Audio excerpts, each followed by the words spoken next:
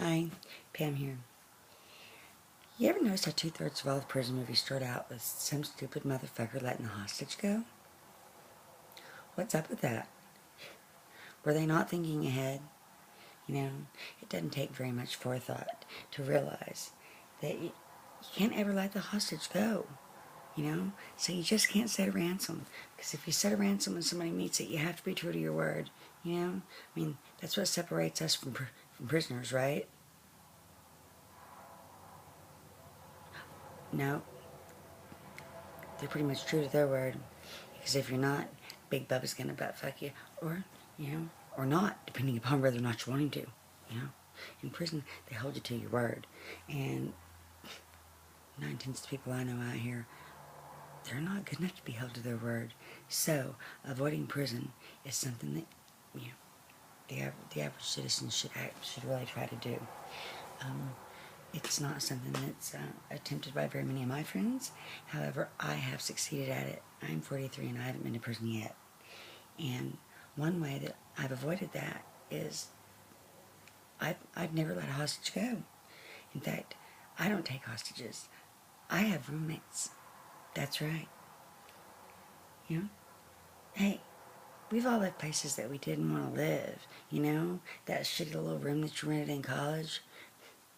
Right? Who wanted to live there? Nobody. Didn't make us hostages. What makes a hostage? Well, a ransom note makes a hostage. The second you get all artsy and craftsy and ask somebody's friends or relatives to send you a bunch of money or a nice cold 2-liter of Mountain Dew in exchange for their release, it's a ransom note. And once you've written the ransom note, heaven forbid they might actually pay the ransom. And if they pay the ransom, like I said, you are honor bound to let the hostage go. So just don't ever do that. If you have somebody living with you that you want to keep more than they want to be there, it's all right to ask their friends, family, or sponsors for money. You can do it once a month, but you got to call it rent. You better write them a receipt. And I'd make sure it was handwritten, and I'd call to ask them. Requests by mail generally aren't good, especially, like I said, if you get all arts and craftsy, or your handwriting's real bad, so you use letters out of a newspaper or something. Yeah, just don't do that.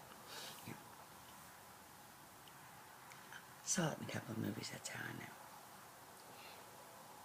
Also, if you can avoid using the word hostage at all,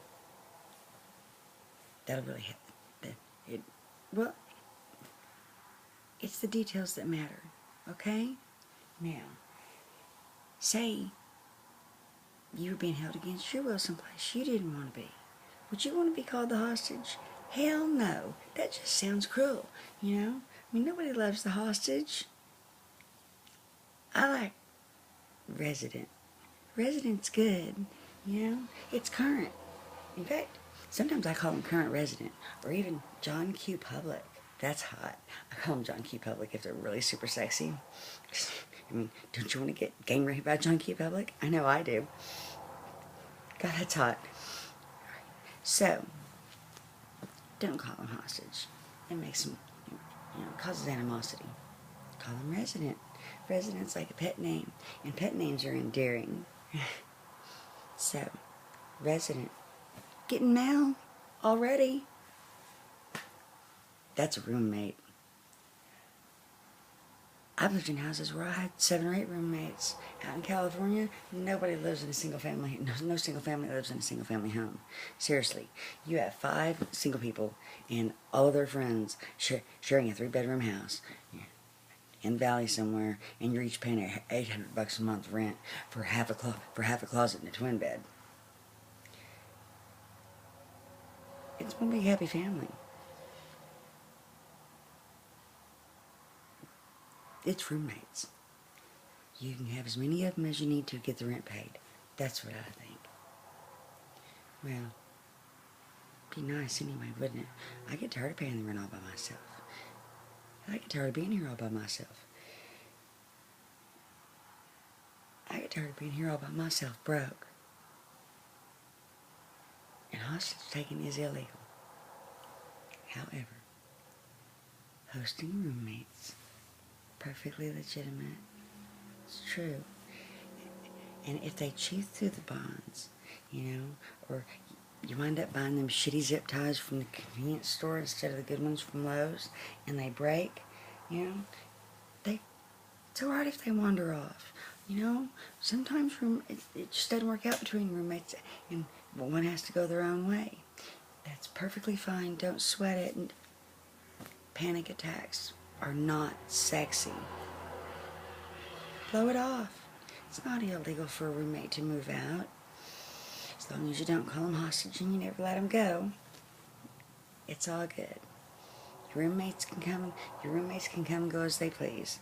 But never, ever, ever let the motherfucking hostage go. Because then somebody goes to prison. So, if you have one, keep it. Well, keep it or kill it. But either one, that's an awful lot of work when you could have just had a roommate instead.